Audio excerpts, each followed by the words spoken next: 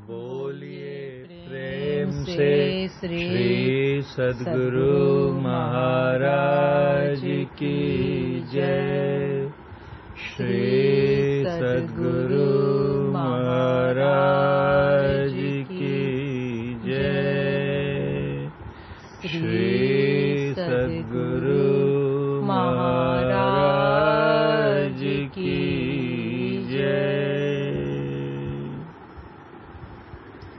परमाराध्य संत सद्गुरु महर्षि में ही परमहंस जी महाराज का प्रवचन। मोक्ष में नित्यानंद है।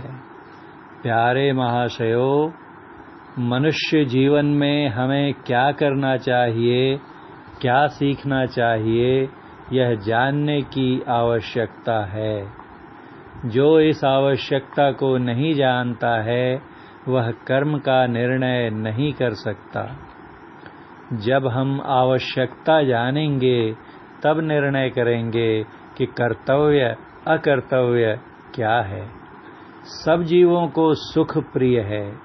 पशु पक्षी कीड़े मकोड़े आदि से आप पूछ नहीं सकते, किंतु उनका भाव देखने से ज्ञात होता है कि उसे भी सुख चाहिए, उसे भी सुख प्रिय है।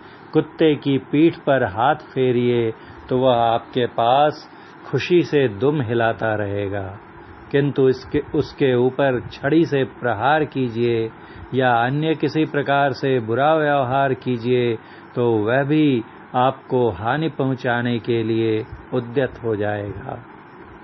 संसार में सुख सब कोई चाहते हैं, अतः सुख प्राप्त करने हेतु उचित कर्तव्य को जानना और करना चाहिए। सुख की आवश्यकता है तो इसके लिए जो प्रयत्न हो सो भी करो।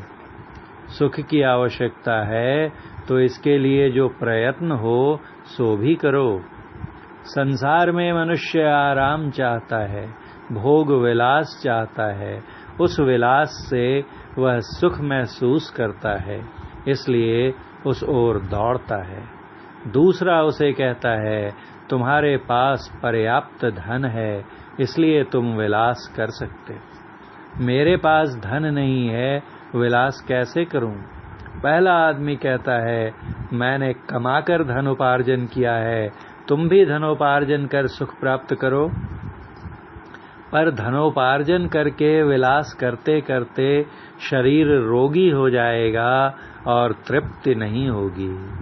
भोग विलास में ऐसा होता है कि जो ऐश्वर्यवान हैं, इंद्र के समान हैं, वे भी अपयश पाते हैं। विलासों में तृप्ति नहीं। यह विचार ज्ञानियों के उपदेश से समझा जाता है। यह विचार ज्ञानियों के उपदेश से समझा जाता है। भोग विलास से अपनी इच्छा को कोई तृप्त नहीं कर सकता। तमाम विलासों को भोगो, लेकिन इनसे अंततः दुख ही पाओगे। बुझै न काम अगिन तुलसी, कहूँ विषय भोग बहु घीते। कामाग्नि जो रहती है उसको अगर विषयों के भोग से बुझाना चाहेंगे तो असल में वो विषय भोग उस काम की अग्नि के लिए घी का काम करती है। वो और भभकती है, धधकती है और बढ़ती है, बुझती नहीं। वो विषय सुख से तृप्ति नहीं होती है, बल्कि तृष्णा बढ़ जाती है। कहने के लिए यह सुख है, कहने के लिए यह सुख है, किंतु यह दुख ही दुख है। इसलिए इसे अनित्य और क्षणभंगुर सुख कहते हैं। सुख तो हमें अवश्य चाहिए, किंतु इस प्रकार का सुख मतलब विलास से प्राप्त सुख संतुष्ट नहीं करता। जिज्ञासा करने से पता चलता है कि इसके अतिरिक्त और सुख भी है, जिसे नित्यानंद कहते हैं। अनित्य सुख तो है, अनित्य सुख है तो नित्य सुख भी है। अनित्य सुख को अनित्यानंद तथा नित्य सुख को नित्यानंद कहते हैं। जहाँ नित्यानंद है वहीं मोक्ष है। इसे पाने के लिए फसाव से छूटना चाहिए। फसाव किसको किसमें है? इंद्रियों के माध्यम से जीव को शरीर संसार में फंसाव है। इससे छूट जाने पर जो सुख मिलता है वही नित्य सुख है। शरीर, इंद्रिय और संसार से छूट गए तब हम क्या ग्रहण करेंगे? वही जिससे नित्यानंद सुख होता है। संसार इंद्रिय गम्य है, यह परिवर्तनशील है, एक रस नहीं रहता है। सांसारिक वस्तु को पकड़ने से तृप्ति नहीं, किंतु जो संसार से उल्टा है, अपरिवर्तनशील है, वही परमात्मा है। उसे पकड़ने से तृप्ति होती है, वही शिव है, कल्याणकारी है, वही परम शक्ति अर्थात शक्ति का पुंज है, वही परम सूर्य है। सांसारिक सूर्य के तेज में बाहरी ज्ञान प्राप्त करते हैं, उस सुख को, उस सूर्य को प्राप्त कर सर्वज्ञ हो जाते हैं। उसके संबंध में कहा गया है, उस सूर्य को मतलब अंदर के सूर्य को। सांसारिक सूर्य के तेज में बाहरी ज्ञान प्राप्त करते हैं, उस सूर्य को प्राप्त कर परम सूर्य को प्राप्त कर सर्वज्ञ हो जाते हैं। उसके संबंध में कहा गया है, परम सूर्य यहाँ परमात्मा को कह रहे हैं गुरु महाराज। अंदर में जो त्रिकुटी में सूर्य दिखता है उसकी बात नहीं कर रहे हैं, परमात्मा का एक वही शिव है, कल्याणकारी है, वही परम शक्ति अर्थात शक्ति का पुंज है, वही परम सूर्य है। उस सूर्य को प्राप्त कर सर्वज्ञ हो जाते हैं। उसके संबंध में कहा गया है, व्यापक व्याप्य अखंड अनंता अखिल अमोघ शक्ति भगवंता। रामचरितमानस। अलख अपार अगम अगोचर, नात काल न कर्मा, जात अजात अजोनी संभव, नात भाव न भरमा। गुरु नानक देव। सुख सबको बड़ा प्रिय है, किंतु सुख किसमें है यह नहीं जानता है, इसलिए भ्रम में रहता है। सुख परमात्मा की प्राप्ति में है। मनुष्यों को स्फुरना होती है कि मैं कर्ता भोक्ता हूँ, मैं सुखी या दुखी हूँ। जिन्हें संत कहते हैं उन्हें इस तरह की वृत्ति नहीं उठती। वे अपनी स्फुरना को, मैंपन की जो स्फुरना है कि मैं करता हूँ, मैं भोगता हूँ, मैं सुखी, मैं दुखी हूँ, इस प्रकार की वे अपनी स्फुरना को चुप करके रखते हैं। मैं करता हूँ, भोगता हूँ और सुखी दुखी हूँ, जिसको चित्त में ऐसा रहता है वह बंधन में है। मुक्ति दो प्रकार की है, जीवन मुक्ति और विदेह मुक्ति। जीवन काल में शरीर मुक्त था और जीवन काल का समय बीत गया, वह विदेह मुक्त हो गया। एक प्रत्यक्ष प्रमाण होता है और दूसरा वाक्य प्रमाण होता है, तीसरा अनुमान प्रमाण होता है। अनुमान प्रमाण यह है कि अपने चित्त में मैं दुखी हूँ, यह नहीं आवे तो दुख ही नहीं होगा। ऐसा हम अनुमान लगाते हैं, बताते हैं संतजन, उसके आधार पर हम लोग अनुमान लगाते हैं कि यदि मैं दुखी हूँ ऐसा भाव चित्त में नहीं आए तो दुख नहीं होगा। ये अनुमान प्रमाण है, अंदाज। खाली घड़ा के भीतर और बाहर दोनों ओर आकाश है, जिसके कारण घड़ा जानने में आता है। जब तक वह दीवार छूट न जाए तब तक भीतर का शून्य घटाकाश कहलाता है। घड़ा के फूट जाने पर घटाकाश मुक्त हो जाता है। उसी प्रकार मामूली जीव की अवस्था होती है। वह परमात्मा से जाकर मिल जाता है तो जीव दशा छूट जाती है और वह ब्रह्म ही हो जाता है। ऐसा कौन किसके साथ होता है? जो जीवित रहते हुए जीवन मुक्ति की दशा प्राप्त कर चुका है, सारे आवरणों को ध्यान साधना के द्वारा समाधि में पार कर चुका है। वो जीव दशा छूटने पर, शरीर छूटने पर ब्रह्म हो जाता है। जो इस तरह का साधन करता है उसका प्रारब्ध क्षय हो जाता है। जैसे धनार्थी वाणिज्यादि द्वारा धन, जो धनार्थी मतलब जो धन का धन की चाहना करता है, धन की कामना करता है, वो क्या करेगा? वाणिज्य मतलब बिजनेस, व्यापार करेगा, उसके द्वारा धन, जैसे धनार्थी वाणिज्यादि द्वारा धन, स्वर्ग कामी पुण्य करके स्वर्ग प्राप्त करते हैं। जिन्हें स्वर्ग की कामना है वो पुण्य कर्म करते हैं कि मुझे स्वर्ग मिले। जो धन की कामना करते हैं वो वाणिज्य आदि मतलब और ऐसे जितने भी प्रकार के कर्म हैं जिनसे जॉब करते, खेती करते, कैसे जिससे हमें धन प्राप्त हो।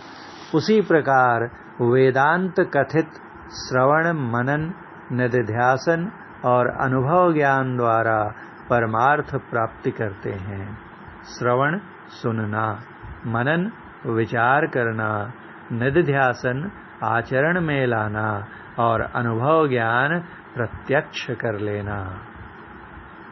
इन चारों ज्ञान के द्वारा मुक्ति लाभ करते हैं।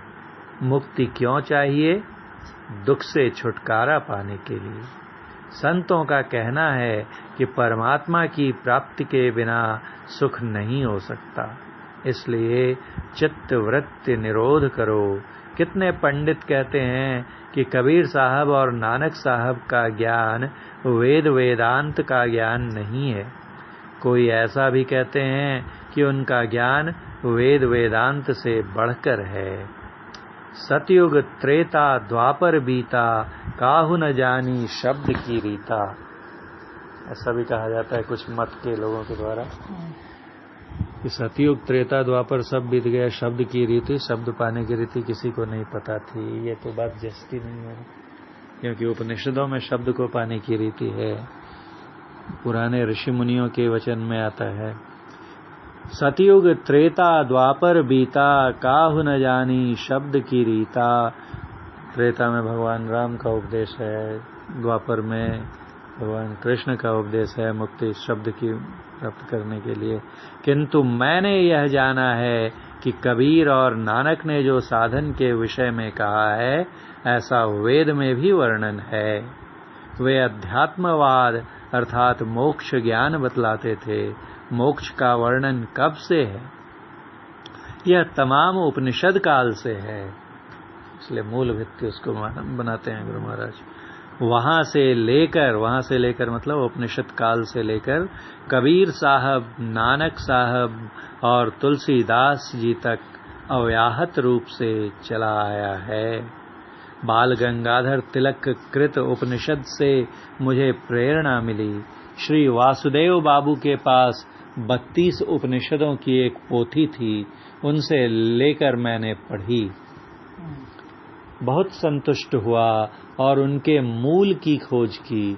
मुरादाबाद के एक पंडित ज्वाला प्रसाद जी शठ शास्त्री से मिला, हरिद्वार में उपनिषद खरीद किया तथा 108 से 110 उपनिषदों को देखा। ये बातें गलत सिद्ध हुई कि वेद वेदांत का ज्ञान कबीर नानक नहीं जानते थे।